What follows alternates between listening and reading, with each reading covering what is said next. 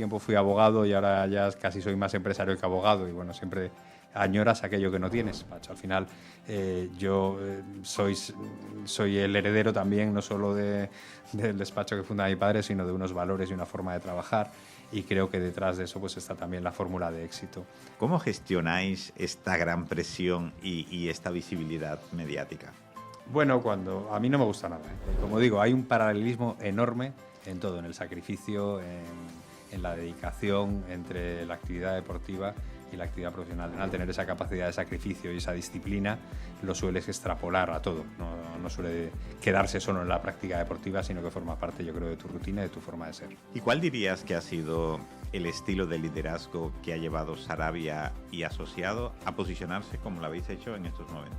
La piedra filosofal del despacho, que es lo que digo, ¿no? Aprendizaje y formación continua. Dicen que el principio de la felicidad es hacer felices a los que tienes alrededor. Entonces, que nunca conocerás a nadie avaro feliz ni a nadie generoso infeliz. Entonces, cuando estamos viendo la afectación y cómo nos puede ayudar la inteligencia artificial en un despacho de abogados, estamos viendo en cómo eliminar puestos de trabajo. Hay que hacer partícipes a todos de la felicidad. Yo creo que es una recompensa y lograr una sonrisa, un estado emocional diferente en esas personas, pues le lleva, obviamente, a pasar a un siguiente nivel, ¿no?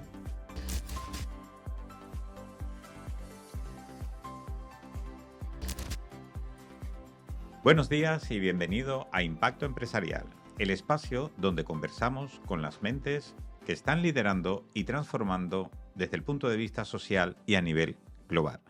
Hoy tenemos el honor de recibir a Diego Sarabia, CEO de Sarabia y Asociados, el bufete de abogado más grande de España, con una plantilla de 60 profesionales repartidos por todo el territorio nacional. Concretamente, tienen oficinas en Santander, Madrid, Barcelona, Valladolid y Málaga, pero atienden todo el territorio. Diego, bienvenido. Es un placer tenerte aquí con nosotros. Muchas gracias. Todavía no somos el más grande de España, creo que queda mucho para eso, pero vamos. Pero van en Estamos camino, en ¿no? camino, te agradezco el elogio excesivo, pero todavía estamos en el top 50 y nos queda todavía un camino por recorrer. Bueno, pero el reconocimiento también de los clientes os hace dar ese punto, ¿no? Ese añadido de ser un referente a nivel nacional. Sigue en crecimiento, la verdad es que tenemos un crecimiento porcentual bastante importante en los últimos años y cada año mayor además. Y bueno, oye, pues desde luego que al final tú eres tus clientes, ¿no? Y un despacho de abogados y de asesores, pues bueno, es y lo que digan sus clientes que sea, no es otra cosa. Y desde luego que por supuesto que siempre el crecimiento y el estar bien situado pues supone un reconocimiento directo de ellos. Bueno, Sarabia Asociado fue fundado en 1979, es decir, que ya llevamos unos cuantos años. Desde su fundación habéis crecido considerablemente. ¿Qué factores claves atribuyes a este éxito continuo de la firma durante estos años? Bueno, hay que distinguir mucho los periodos, ¿no? De hecho, cuando se funda el despacho, pues yo ni había nacido. Es un despacho es eminentemente familiar, o así nació, lo fundó en su día mi padre.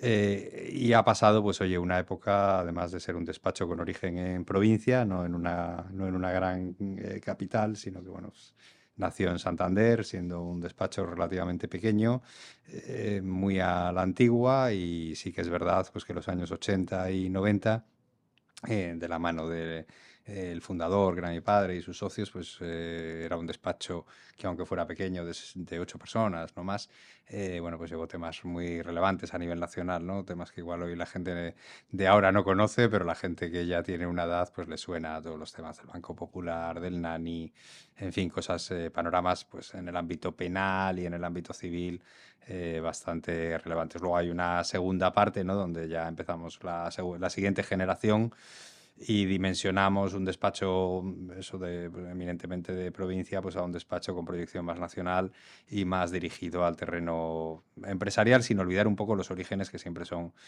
pues más los particulares y ese despacho cercano, ¿no? a la gente que lleva otro tipo de asuntos. Hemos tratado de combinar ambas parcelas. El crecimiento, lógicamente exponencial, pues viene de la mano sobre todo de grandes grupos empresariales a nivel nacional e internacional, pero eso ya es en una segunda fase y principalmente, pues como decía, en estos últimos 10 años.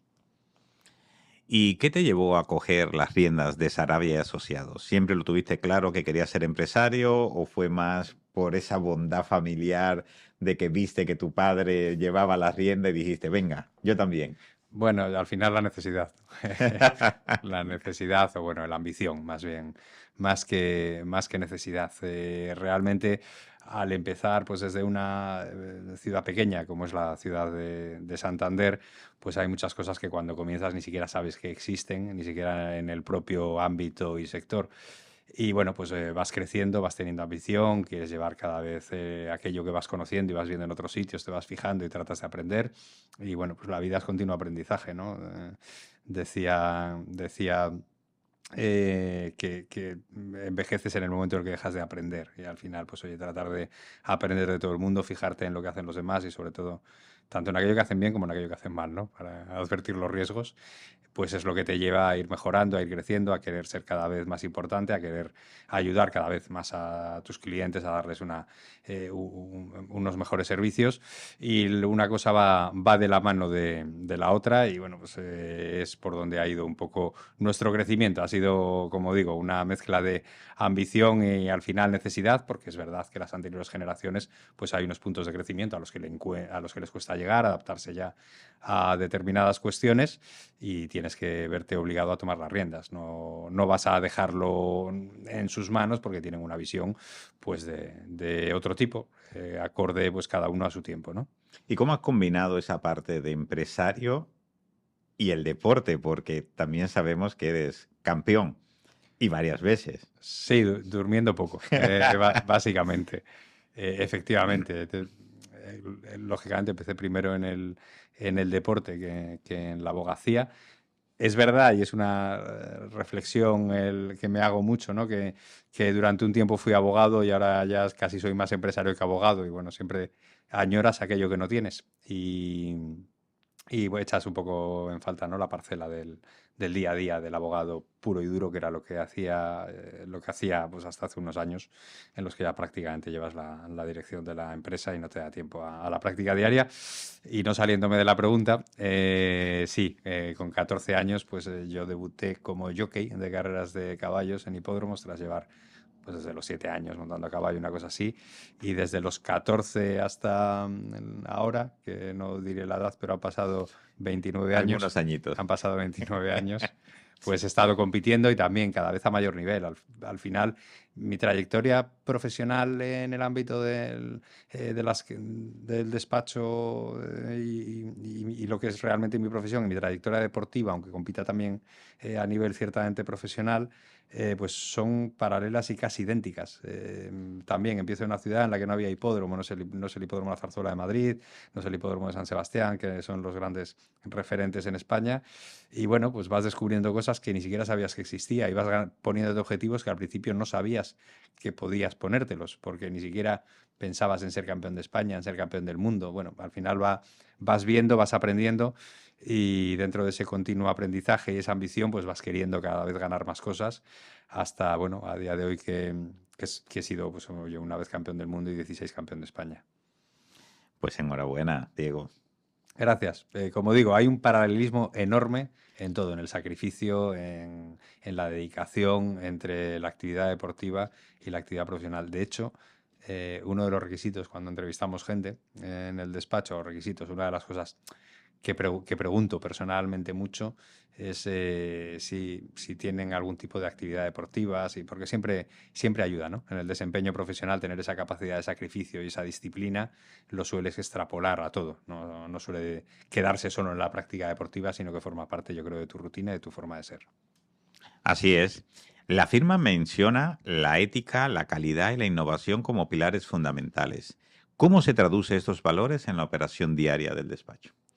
Bueno, la ética precisamente es una cuestión relevante, ¿no? Y es una cuestión relevante, pues yo siempre tengo un dicho, es que normalmente los clientes se parecen bastante a sus abogados y los abogados se parecen bastante a los clientes. Entonces, eh, tenemos la suerte también en esta evolución de compartir un poco tanto la filosofía como la política y la propia ética de nuestros clientes. Aquí en el podcast habéis tenido a alguno que tiene alguna fundación, que tiene una importante labor social, y no solo ya por la labor social, ¿no? Sino por lo que representan al final los valores. En la política empresarial, pues bueno, tienes que tomar decisiones difíciles y complicadas a veces, pero eso no quita de que tengas unos objetivos y detrás siempre subyacen unos valores que suelen ser muy parecidos a los del despacho. Entonces, como decía, en esta evolución pues hemos tenido la suerte de al final acabar asesorando a empresas y clientes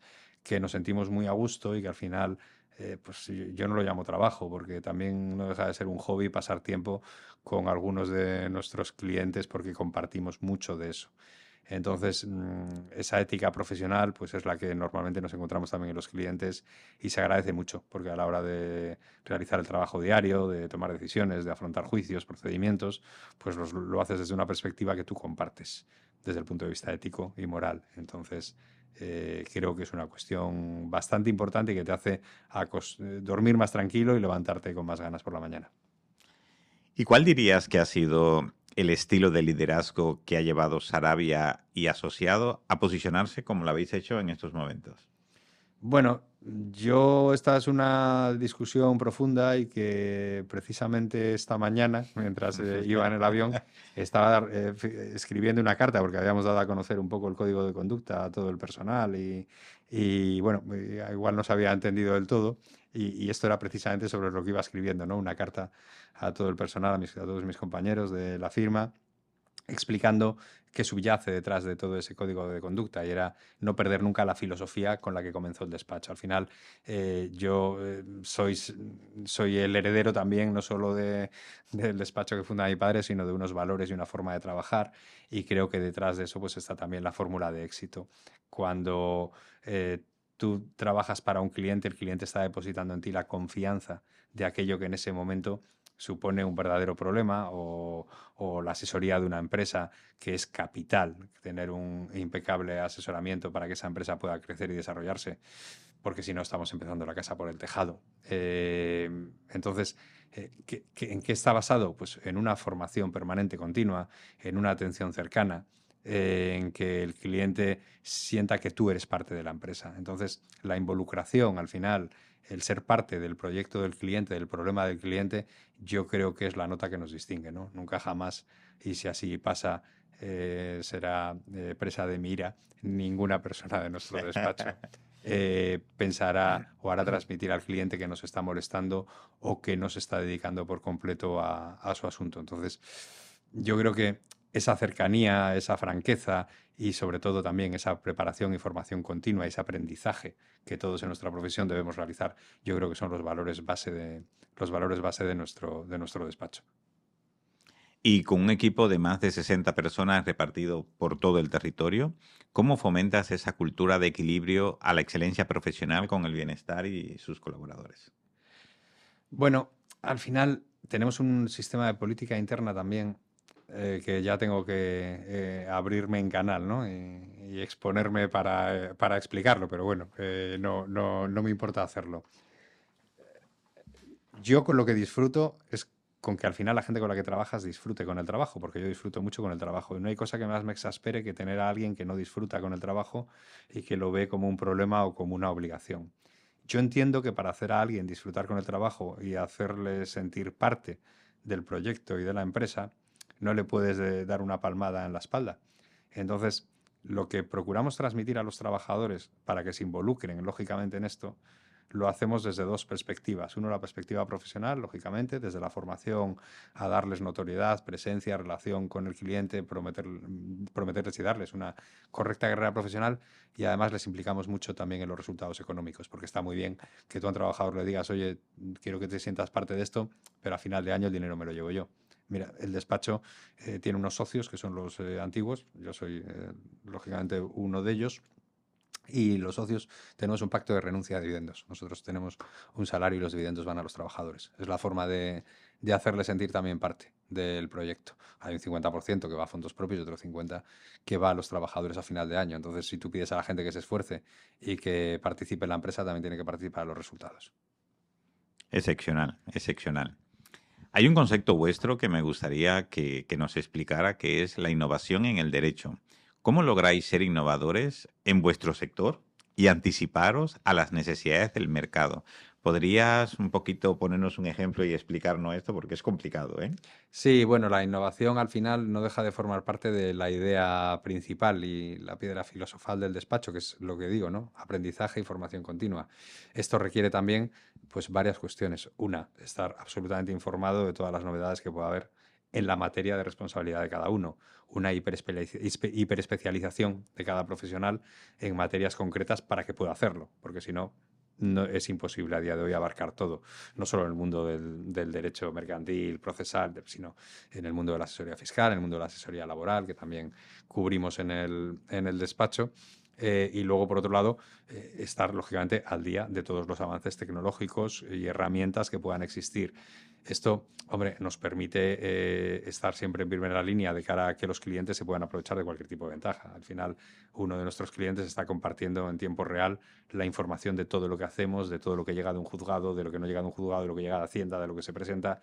No solo tú eres partícipe de su empresa, sino que lo haces partícipe también. Al final no dejas de tener una especie de outsourcing de la empresa en toda esta materia, ¿no? Y no lo siente como un externo al que tiene que preguntar y reportar, sino que tiene el reporte continuo y diario. Entonces, por un lado está el avance, lógicamente, en materia tecnológica, está ahí. Por otro, el avance en materia de formación.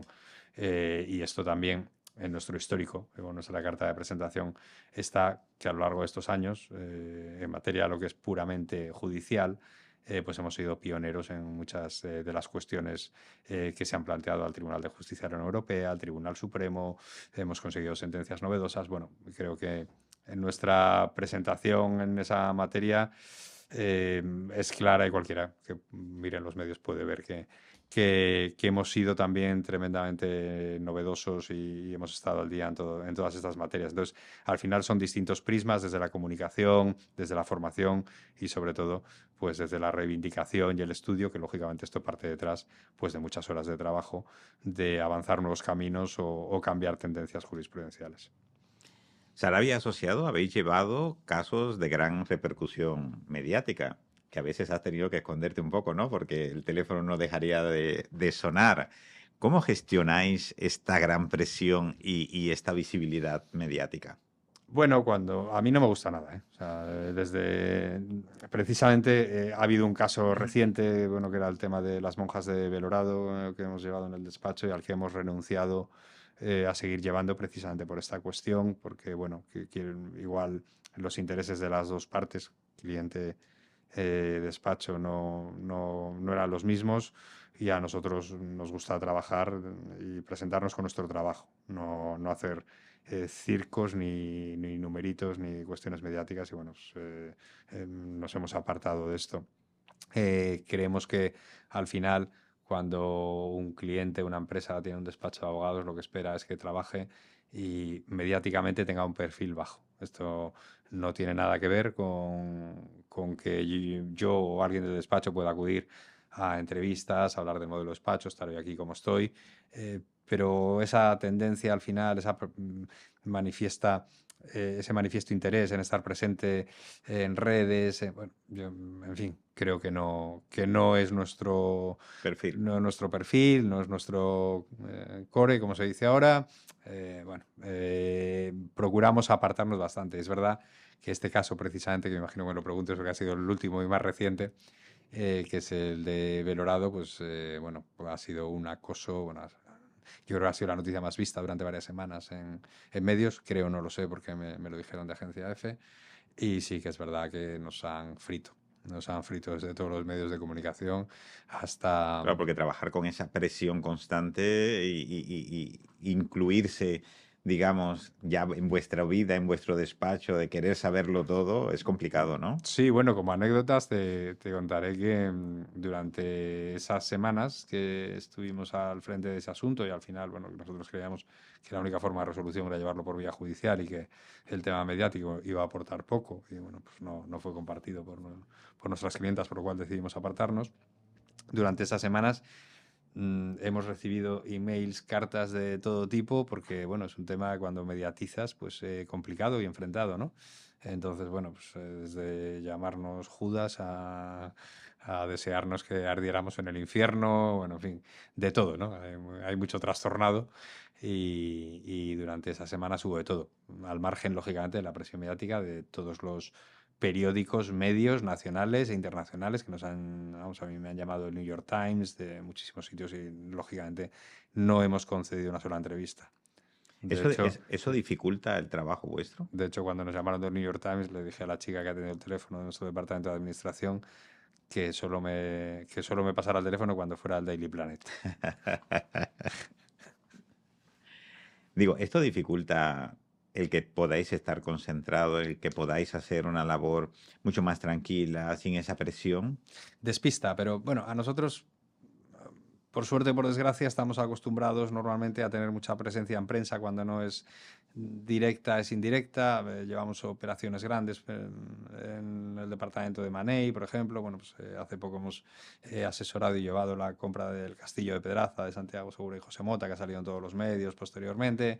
Bueno, son cosas mediáticas. ¿Despista?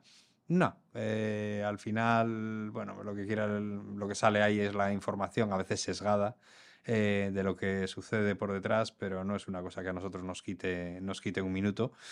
Entonces, bueno, prefiero que nuestras operaciones salgan en prensa y salgan en los medios de comunicación, porque eso significa pues, que son cosas, oye, que interesan a la gente y normalmente suelen ser cuestiones, oye, relevantes, importantes y que te hacen ilusión y que por eso trabajas. Pero claro, siempre hay que tener mucho cuidado de separar el camino nuestro profesional de un camino pues al que han podido dirigirse otros despachos o gente mediática que trata de vender una imagen personal en las redes o que se vende únicamente a través de publicidad, pero que detrás realmente luego no hay nada, ¿no? Entonces, bueno, no queremos confundirnos con otras firmas que se han dedicado a esto en los últimos años.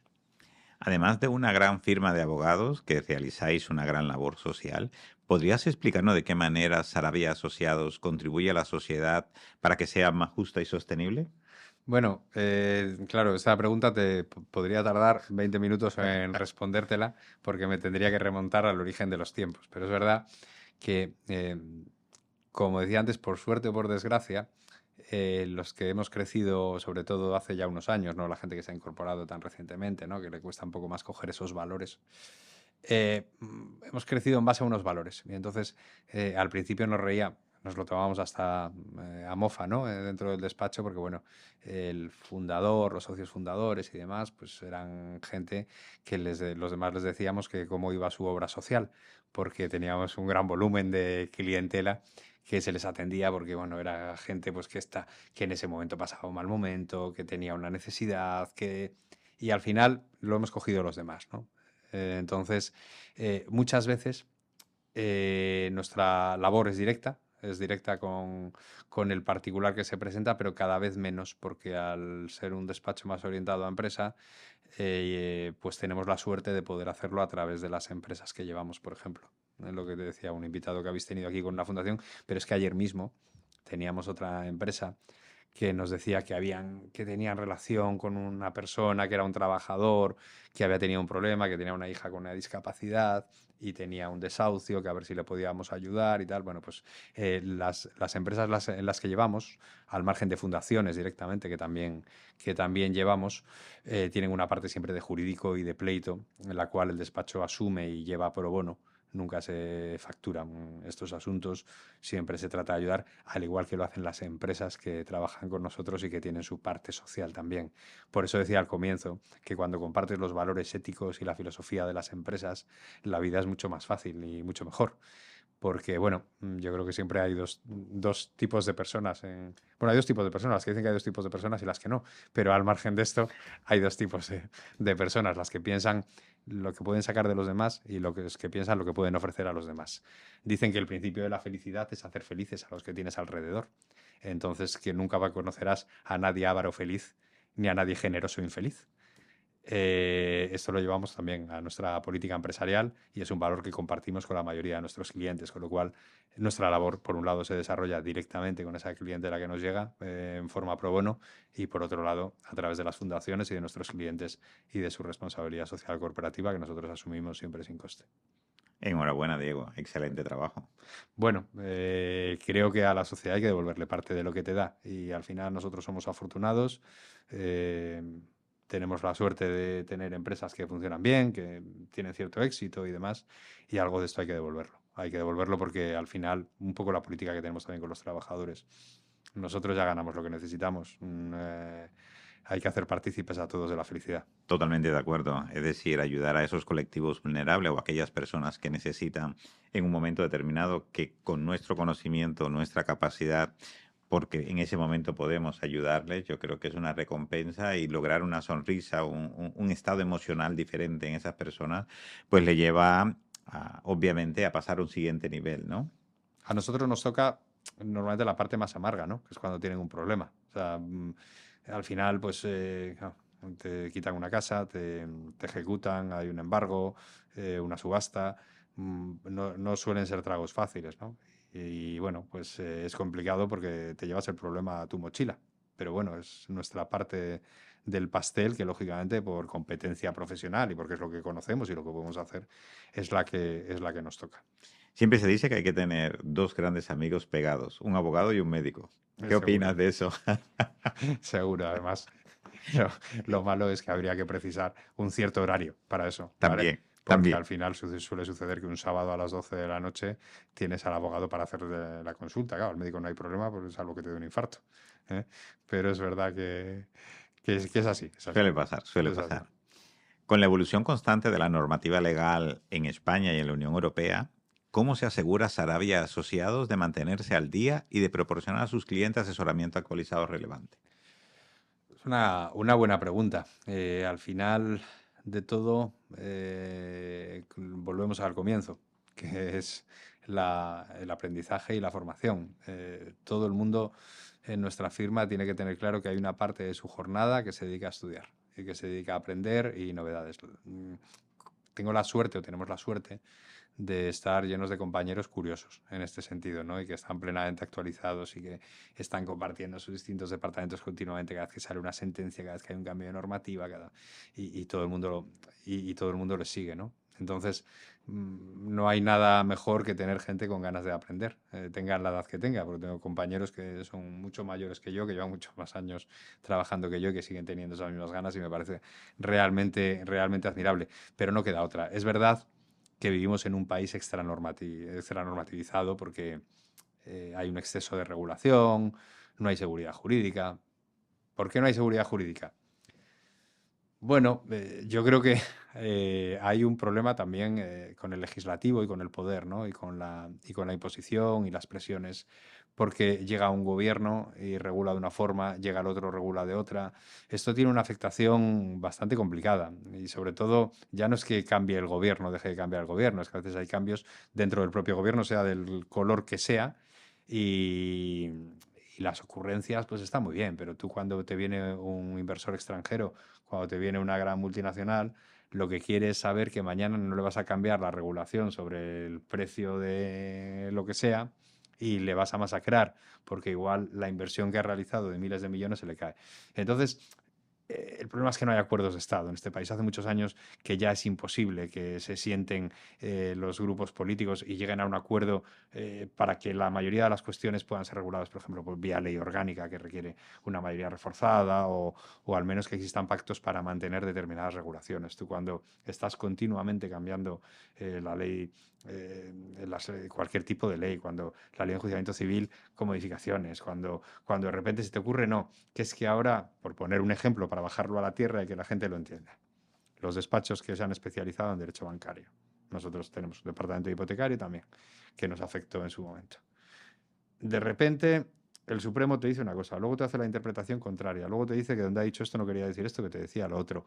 E incluso te llega a sostener que no hay un cambio de criterio. Pero entonces llega el gobierno y dice, no, ahora lo que hay que hacer es crear una oficina al ciudadano. Una oficina al ciudadano para que pueda hacer las reclamaciones de forma directa. Y ahora voy a modificar la ley de enjuiciamiento civil para que esto sea así. Además voy a crear un solo juzgado en cada provincia. Bueno, si un despacho hace una pequeña inversión para poder hacer una captación de clientela de estos temas hipotecarios, se le ha caído 27 veces por el camino, porque de repente pues, el ciudadano ya no tiene que hacerlo a través del despacho de abogados. De repente se mandan todos los asuntos a un juzgado especializado que se colapsa y se bloquea. Olvídate de hacer un plan de negocio, porque lo que antes se veía en 2 años ahora se ven 6.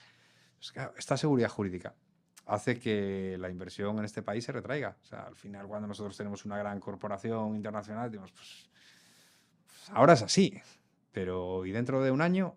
Claro. ¿Quién va a hacer inversiones a un año vista? Es complicado, es complicado. Entonces, yo creo que me he ido mucho ya de la pregunta que me has hecho. No, pero está bien que explique para que los que no somos de la parte jurídica podamos entenderlo, ¿no? Sí, yo creo que es imprescindible que haya seguridad jurídica. Y la seguridad jurídica pasa porque no haya cambios normativos y legales en cualquier momento y se regule a capricho o por inicio o cuando te apetezca. Que si fijamos que la jornada laboral es de 37 horas y media, que sea 37 horas y media. O si va a ser 35, que sea 35, pero que haya una ventana. Porque si resulta que yo tengo un negocio, una tienda de alimentación, y tengo calculado cuál es mi plan de negocio con un coste de 40 horas y ahora al empleado le tengo que pagar lo mismo por 37 horas y media, si puedo abrir si tengo que cerrar 2 horas y media antes, tengo que calcular ese coste. Si tengo que pagar al empleado lo mismo, pero tengo que meter a otra persona 2 horas y media más, tengo que calcular también ese coste. El problema es que hay una incidencia manifiesta con el cambio de regulación y no lo critico el que se reduzca la jornada, pero hay que tener una ventana y una previsión. Por lo menos saber qué es lo que va a pasar a nivel legal y a nivel regulatorio de aquí a 5 o 10 años para que la gente pueda hacer sus inversiones y sus planes de negocio. Totalmente de acuerdo. Es que a veces nos olvidamos de la parte del empresario, ¿no? El empresario a veces tiene que hacer peripecias para poder sobrevivir, ¿no? Pero es que el empresario somos todos, porque al final, si tú no tienes una empresa que te dé trabajo porque ha tenido que cerrar, porque le han descuadrado el plan de negocio, pues es lo que hay. Y yo, por ejemplo, soy un gran defensor de la subida del salario mínimo interprofesional, porque creo que estaba demasiado bajo. Y voy a decir una cosa que no es popular, pero en este país 6 millones de autónomos es imposible. Y lo que pasaba es la autocontratación, la autorregulación y demasiados sitios abiertos basados en un coste laboral muy bajo. Entonces, se puede llegar a grandes acuerdos mejorando la situación de los trabajadores. Creo que mi despacho en este tema es ejemplar, ¿no? O sea, no me tildéis como lo que no soy, que si miráis mi biografía veréis todo lo contrario, ¿no? Pero es verdad que lo único que tiene que haber es una cierta previsión, tiene que haber Una estabilidad. una estabilidad. Lo que no puede haber es la incertidumbre jurídica que existe. ¿Cuáles considera que son los principales desafíos que las firmas jurídicas van a afrontar en los próximos 5 años? No voy a ser nada novedoso en esto. La inteligencia artificial. La inteligencia artificial, mira, cuando voy a decirte lo contrario a lo que acabo de llevar diciendo 10 minutos, pero cuando hablaba de exceso de regulación, creo que hay que llegar también a acuerdos regulatorios para ver cómo se implanta, para ver con qué limitaciones. Hay un problema con la propiedad intelectual importante en la inteligencia artificial, porque al final no deja de nutrirse de la propiedad intelectual de mucha gente, porque se nutre de lo que está lógicamente en las bases y redes, pero sobre todo hay un problema de una afección y afectación a puestos de trabajo. Es decir, bueno, la revolución industrial, ya, pero es que esto cada vez más va a más y cada vez es más exponencial. Entonces, cuando estamos viendo la afectación y cómo nos puede ayudar la inteligencia artificial en un despacho de abogados, estamos viendo en cómo eliminar puestos de trabajo. Esto está muy bien, pero es muy peligroso. No, no está bien. Pero quiero decir que al final tú haces tu cuenta de resultados y dices, oye, pues entra esto, lo puedo suplir con menos personal, pues mira, me lo gasto en inteligencia artificial en lugar de personal porque hay un ahorro.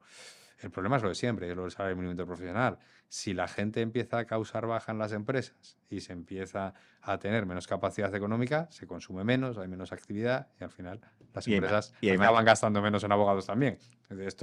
Y hay más delincuencia. Y esto es la pescadilla que se muerde la cola. Entonces, creo que cualquier nuevo avance hay que regularlo, hay que preverlo y hay que trabajar sobre ello. Y la verdad es que no lo veo, porque hace ya 5 años que en el foro de Davos se hablaba de que la previsión podía ser que todo el mundo estuviera en su casa con la inteligencia artificial cobrando 400 euros de pensión y con 90 canales de televisión. Y parece que cada vez vamos más hacia ahí. Entonces, ¿cuál es el reto y el futuro? Yo creo que está claro que es esto. Que está claro que es esto y ver cómo lo afrontamos, ver quién se queda detrás, qué pasa con los puestos de trabajo que puede afectar la inteligencia artificial, porque en otros casos decía, no, bueno, es que vienen las máquinas, pero hay otra gente que tiene que hacer máquinas. Ya pues que la inteligencia artificial son, en contra de lo que decía Rajoy en su día, no sé si sabes lo que decía, pero bueno, es un chiste, pero son máquinas que van a hacer máquinas. Ya, ya. Bueno, cuando empezaron los móviles también comenzó este problema, ¿no? Y hoy se ha convertido en el inseparable de las personas, pero generando también una serie de conflictos, no solamente sociales, sino de la propia salud. Y creemos que esto va a traer, en esta revolución industrial, va a traer estos mismos problemas, incluso más agravados, ¿eh? Sí, hombre, yo creo que es un poco diferente lo del móvil a lo que es la inteligencia artificial. O sea, yo creo que el móvil genera más productividad. Yo me comparo con antes de tener móvil y con después de tener móvil, y claro, estoy enviando correos mientras voy en el taxi, soy inmensamente más productivo. Eh, la inteligencia artificial ya va a directamente sustituir la capacidad de una persona. Detrás del móvil tiene que haber alguien. Sí que es verdad que lo del móvil es un problema, es un riesgo. Hablaba de una carta que estaba haciendo esta mañana dirigida a la plantilla, hablaba del tema del móvil, que había un estudio de la Universidad de Harvard que decía que el trabajador que está con el móvil mirando redes sociales y demás era el equivalente, lo tendría que revisar, pero a un trabajador que está trabajando con una tasa de alcohol en sangre en productividad, ¿eh? No Sí, sé si era del 1 o algo así, o sea, es decir, dando positivo en un control de alcoholemia, ¿eh? Entonces es verdad que te baja mucho la productividad, te descentra y creo que es un problema también porque los que hemos vivido sin el móvil creo que sabemos parar más el golpe. Pero las nuevas generaciones, los más jovencitos, yo veo a mis hijos y es una vida en torno al móvil. Es demasiado, al final yo creo que se salen un poco de la realidad. Y bueno, el móvil está muy bien, lo utilizamos todos, yo el primero y mucho. Pero bueno, me preocupa más que el móvil las redes sociales.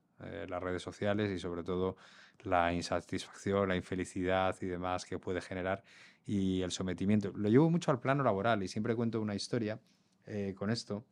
Y es que, claro, al final, fruto de... Hemos visto que el estado psicológico de las generaciones más jóvenes, bueno, es un poco peor.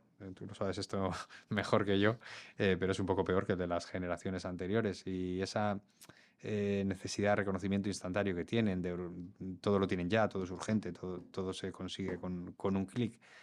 Hay una diferencia con respecto a los que hemos vivido la época en la que no estaban tan presentes las redes sociales. Yo, en mi época, para que me dieran una palmada en la espalda, cuando empezaba a trabajar, tenía que currar un montón y tenía que hacer una demanda que estuviera maravillosa. Y me decían, joder, qué bien está. No me llevaba menos de una semana de trabajo. Hoy en día subes una foto en bañador, así o es. no en bañador, pero subes una foto en redes sociales y tienes 200 me gustas. Es complicado. Qué fácil, ¿no? Esa capacidad de satisfacción, tenerla y luego qué difícil que en el trabajo tratar de conseguir lo mismo con un trabajo que te va a llevar una semana. Así es. Si en redes No, pero sociales con una foto lo consigo. es que a veces informaciones importantes para el día a día, informaciones que yo creo que son relevantes para sobrevivir a un sistema, a todo, no tienen repercusión. Sin embargo, lo que decías, una simple foto, un simple gesto, una simple burla, se convierte... Depende como todo de cómo lo uses, ¿no? A mí el móvil me ha servido de muchísimo. O sea, soy 200 veces más productivo que antes de que existieran los móviles.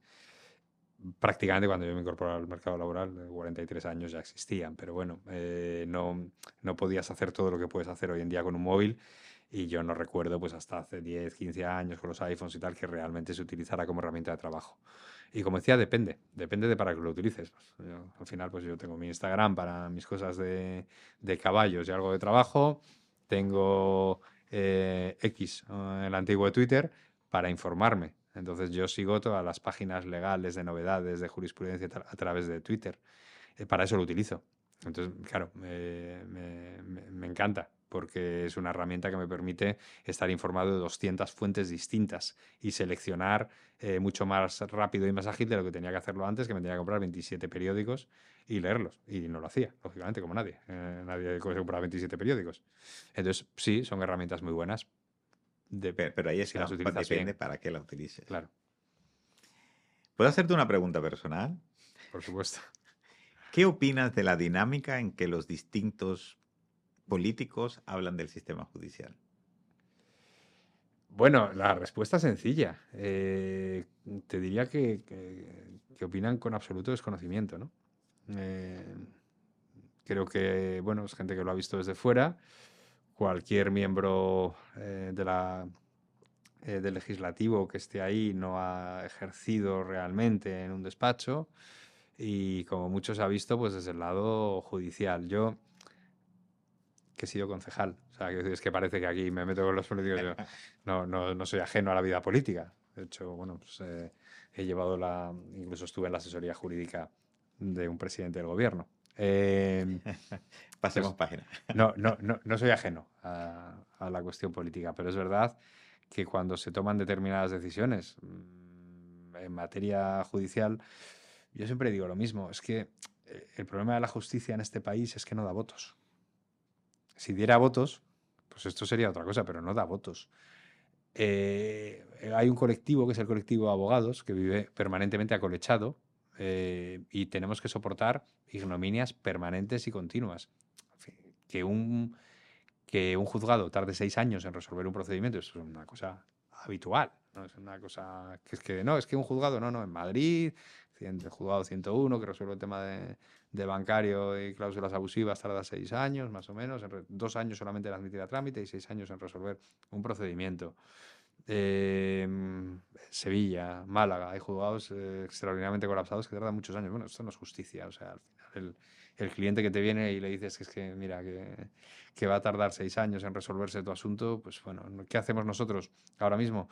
En los temas empresariales sometemos absolutamente cualquier cuestión que sea fruto de un contrato a arbitraje. Entonces te estás yendo a la justicia privada. ¿Por qué? Porque la pública no funciona. Es que no funciona. Tienes que pagar a una cámara de arbitraje para poder solucionar tu conflicto porque la pública no funciona. Quien tiene medios lo hace, quien no, pues está a 6 años. Esta es Claro. parte de la injusticia. Pero es que no da votos. El problema es que no da votos. Es que no hay nadie que cambie de voto porque la justicia vaya mejor o peor, ni es una cuestión. Afecta cuando te toca a ti, pero al final no está en el centro del debate. Entonces, ¿cómo se trata? Pues como una cuestión secundaria.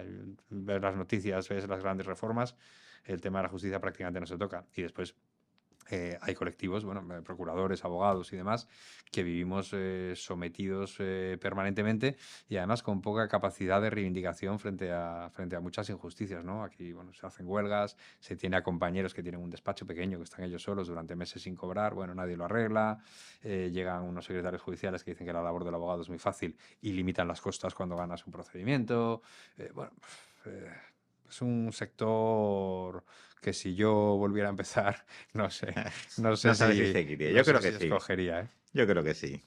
Hablas con pasión sobre lo que han hecho tus antecesores, perdón, y lo que tú estás haciendo ahora. Y con desesperación sobre el sector y lo que afecta tanto a la sociedad como lo que sale del poder legislativo, porque al final el legislativo, ¿dónde va? Pues donde se le van los votos. ¿En qué invierten aquello que les dan votos? Es triste, pero es así. ¿Qué dirección planea tomar Sarabia Asociado en los próximos años para continuar siendo un referente en el sector legal en España? Bueno, hay una decisión que ya la he planteado, que es el nombramiento de otro director general, eso seguro para no a mucho tardar, ¿no? Pero ya vamos, fuera de bromas, bueno, eh, la cuestión es reforzar nuestro crecimiento, tanto de forma orgánica como inorgánica. Hemos incorporado en los últimos años pues alguna firma más pequeña que entendemos que tiene cierta calidad en cuanto al final estos son los profesionales que estén y la clientela que tengan, no es más. Y bueno, seguir escalando dentro del sector, ser cada vez más conocidos dentro del mundo de empresas y demás, que significará que estamos haciendo un buen trabajo y que es lo que habla por nosotros y no otra cuestión. Y bueno, pues oye, aspiramos a hacer cosas cada vez más grandes y cada vez más complejas. Todavía tengo alguna ahí entre ceja y ceja que antes de dar el relevo me gustaría hacer, y es lo que me hace ilusión y por lo que nos levantamos por la mañana, ¿no? Y sobre todo, pues consolidar el gran equipo que trabaja conmigo, a las personas de confianza que están de responsables, aquellos que se incorporan también con ilusión, y buscar, oye, que crezcamos entre todos, que todos estemos en el mismo barco y que sigamos sobre todo ofreciendo pues la misma calidad que hasta ahora, y que ese crecimiento no suponga un detrimento de la calidad y de los servicios que ofrecemos, y de la relación que mantenemos con nuestros clientes, que tenemos la suerte de poder decir en muchas ocasiones que no son clientes, que son amigos, ¿no? Siempre tengo la duda cómo presentarlos. Eh, nos ha pasado aquí también, cuando te he presentado a un invitado de uno de los capítulos de vuestro podcast, que nunca sé, bueno, cliente, amigo, en fin, me cuesta siempre tomar esa decisión, pero esa es mi máxima aspiración, seguir trabajando con gente que considero amigos. Y bueno, para terminar, Diego, aunque todavía falta mucho tiempo porque creo que nos vamos a ir viendo más a menudo, ¿no? Contamos contigo en próximas entrevistas, ¿no? Hombre, para mí es un placer. Esto está muy feo, pero te lo voy a decir con la confianza que tenemos. Ya sabes que solo hay una cosa que me guste más que hablar, que es escucharme. Así que Y bueno, Diego, ¿qué legado le gustaría dejar como líder de Sarabia y Asociados a la comunidad?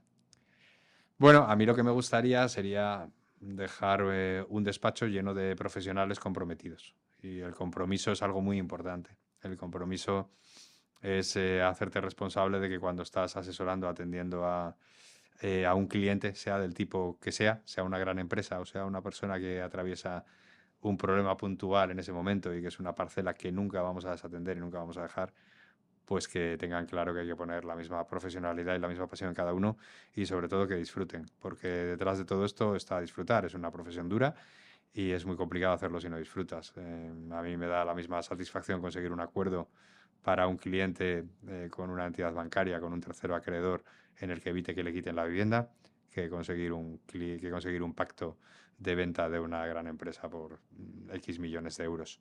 Eso es lo que me gustaría transmitir primero a mi personal, porque al final va a ser el personal y mis compañeros los que lo transmitan a la sociedad en su hacer y en su día a día, porque esto no deja de ser una empresa de servicios y se basa, lógicamente, en personas que son las que prestan el servicio. Tiene que estar cada una de ellas convencida de que esa es su labor, de que esa es su función, y eso se hace disfrutando con tu trabajo y prestando el mejor de los servicios.